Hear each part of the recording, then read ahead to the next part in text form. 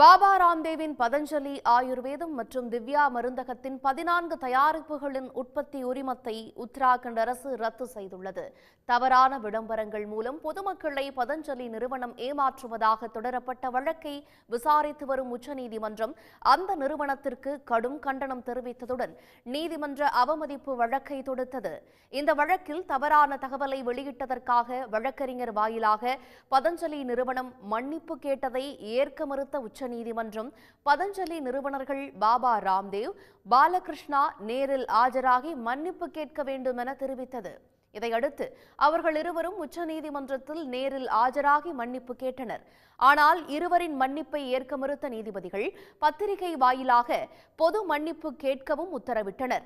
மேலும் தவறான பிரச்சாரங்களில் ஈடுபடும் அதிக நுகர்வு கொண்ட நுகர்பொருட்கள் நிறுவனங்கள் மீது நடவடிக்கை எடுக்குமாறு ஒன்றிய அமைச்சகங்களுக்கும் உத்தராகண்ட் அரசுக்கும் உத்தரவிட்டனர். இந்நிலையில் பதஞ்சலி நிறுவனத்திற்கு எதிரான வழக்கு நீதிபதிகள் ஹீமா கோலி, அமானுல்லா அமர்வில் நேற்று மீண்டும் விசாரணைக்கு வந்தபோது அந்த நிறுவனத்தின் 14 பொருட்களுக்கு தடை விதித்துள்ளதாக உத்தராகண்ட் அரசு பிரமாண பத்திரம் தாக்கல் செய்தது.